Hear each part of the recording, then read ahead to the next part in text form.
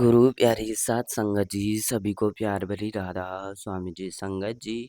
आज जो मैं आपके साथ साखी शेयर करने वाला हूँ वो बहुत ही रूहानी साखी है। तो संगत से विनती है कि साखी को अंत तक जरूर सुने।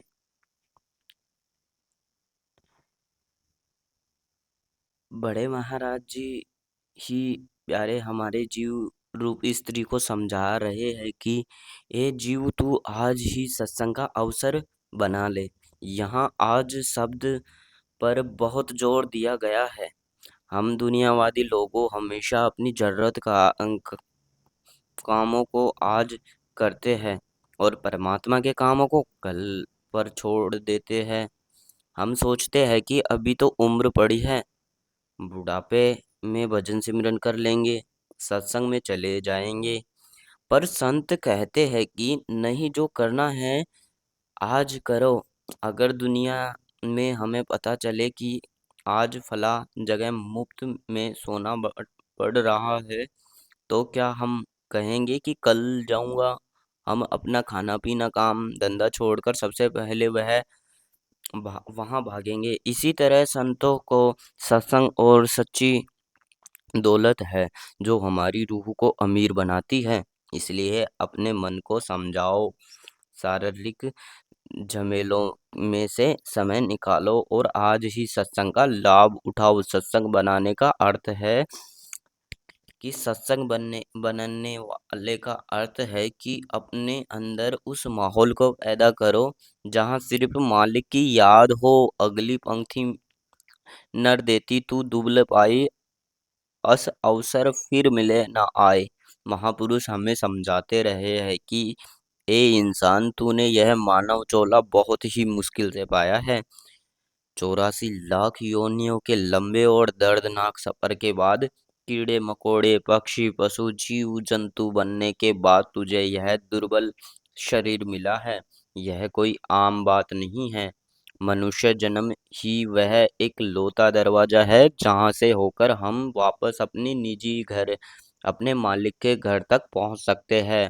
आप एक ऐसे मुसाफिर की कल्पना करो जो एक बहुत ही भयानक जंगल में भटक गया है, जहाँ कांटे हैं, जंगली जानवर है। कई सालों के बाद उसने एक पक्की सड़क मिलती है जो सीधे उसके घर जाती है। अगर वह उस सड़क पर भी आकर सो जाए या मिट्टी में से खेलने लग जाए तो उसे बड़ा मूर्ख कौन होगा। संत कहते हैं कि यह नरदेव वही पक्की सड़क है। अगर तूने यह अवसर गवा दिया तो फिर पता नहीं कब दोबारा यह मनुष्य जन्म मिलेगा और तू फिर इससे जन्म मरण के चक्करों में फंसता रहेगा। अगली पंक्ति तीर्था सुन धर्म तहाम बढ़ाई, यह सुख फिर दुख मूल्य दिखाई। इस लाइन में संत हमारे उस भ्रम को तोड़ते हैं जिसे हम पूरी तरह जिंदगी जी रहे हैं। तिरिया यानी पत्नी, सूत यानी बच्चे, धन धाम यानी दौलत और मकान, बड़ाई यानी दुनिया की शोहरत। हम दिन रात इन चीजों को इकट्ठा करने में, इन रिश्तों को निभाने में अपनी पूरी जिंदगी गुजार देते हैं। हमें लगता है कि इन्हें सुख इनसे इनमें सुख है, पर महापुरुष कहते हैं कि यह सारी चीजें तो जो तुझे आज सुख देती है नजर आ रही है, कल यही तेरे दुखों का मूल्य यानी जड़ बन जाएगी। एक बहुत ही साधारण सी मिसाल जो लो जब इंसान बैंक के कर्जे लेता है, लोन लेता है, तो पहरे हाथ में आने पर पैसे हाथ में आने पर बहुत खुशी होती है। लगता है कि मैं कोई शौक पूरा कर सकता हूँ, पर वह ब्याज समेत किस्तें चुकाने का समय आता है तो वह पैसे गले की फांसी बन जाता है, दुख का कारण बन जाता है। इसी तरह जिन रिश्तों और धन दौलतों में हमें मोह करते हैं, जब वह हमारे दूर दूर होते हैं या जब मौत का वक्त आता है और हमें उसे छोड़कर जाना पड़ता है, तो सबसे ज्यादा तड़प और दुख इन्हीं चीज़ों के वजह से होता है कि यह मीठा जहर है जो अंत में सिर्फ दर्द ही देता है। अगली पंक्ति या से बच्चों गहो गुरु सरना सत्संग में तुझो तुम बैठो जाओ जाए। अब अगर दुनिया के यह सारे सुख सब फसल में दुख ही जड़ है तो फिर बचाव का रास्ता क्या है? संत इसका सीधा इलाज बताते हैं कि या से बच्चो यानी इस मोह माया के जाल से बचो और बचने का एक ही तरीका है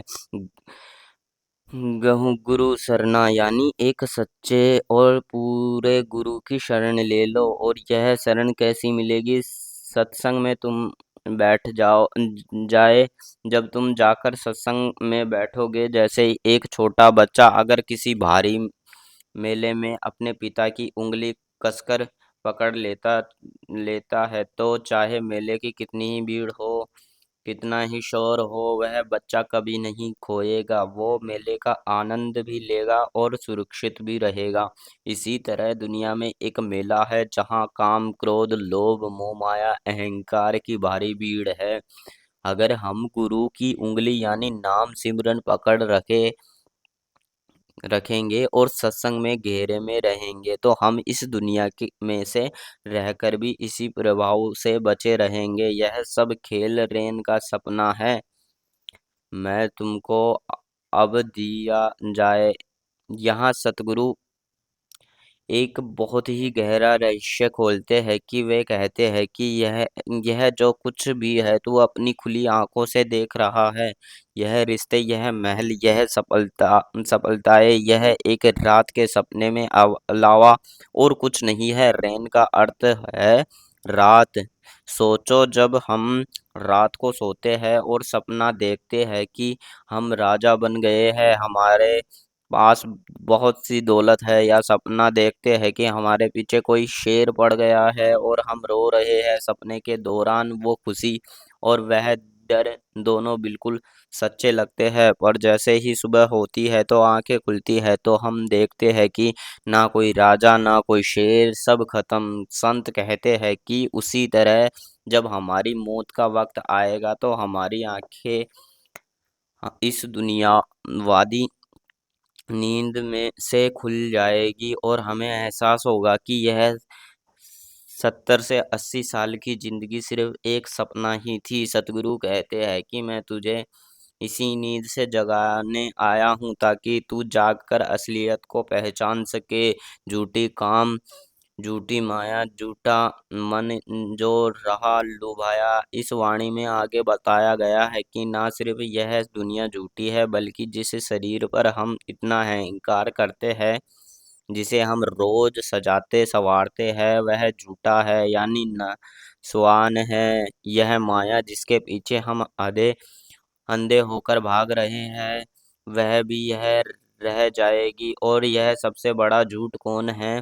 हमारा अपना मन, जो हमें हर पल लुभा रहा है, हमें ठग रहा है। जैसे एक रेगिस्तान में चिल्लाती धूप में दूर से रेत पानी की तरह चमकती है, जैसे मग्र तृष्णा या मिराज मिराज कहते हैं। प्यास हिरण उस झूठे पानी की तरफ दौड़ता है, पर वहां पहुंचकर उसे सिर्फ रेत मिलती है। वह फिर आगे दौड़ता है, आखिर में तड़प तड़प कर जान दे देता है। हमारा मन ही उस हिरण की तरह है, यह हमें रोज नए लालच देता है। आज यह गाड़ी ले लूं तो सुख मिलेगा, आज यह मकान ले लूं तो सुख मिलेगा, पर सुख कहीं नहीं मिलता। यह हमें सिर्फ धक्का कर इस दुनिया में उजाड़ कर रखता है।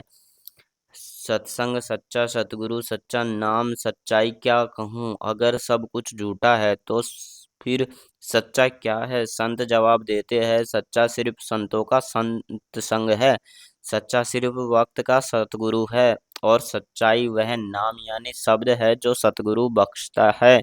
उस नाम की सच्चाई, उसकी महिमा को गाया नहीं जा सकता, क्योंकि वह शब्दों का भाषाओं के हृदय से परे है। जैसे अगर कोई इंसान जन्म से अंधा हो और आप उसे समझाओ कि सूरज की रोशनी कैसी होती है या लाल रंग कैसा दिखता है, तो आप चाहे चाहे के कितने भी शब्द इस्तेमाल कर लो, वह तब तक नहीं समझेगा जब तक उसी की आंखें ना खुल जाए। उसी तरह परमात्मा का वह सच नाम, वो धुन, वह अनहद नाद जो हमारे अंदर चौबीसों घंटे गूंज रहा है, उसे जुबान से नहीं बताया जा सकता, उसे सिर्फ अंदर जाकर अनुभव किया जा सकता है। सतगुरु और सत्संग की वह सच्चाई है जो हमें उस सच्चे नाम से जोड़ती है। अगली पंक्ति में, मान वचन मेरा तू सजनी जन्म मरण तेरा छूट जाए। यहाँ सतगुरु हमारी आत्मा को एक दोस्त, एक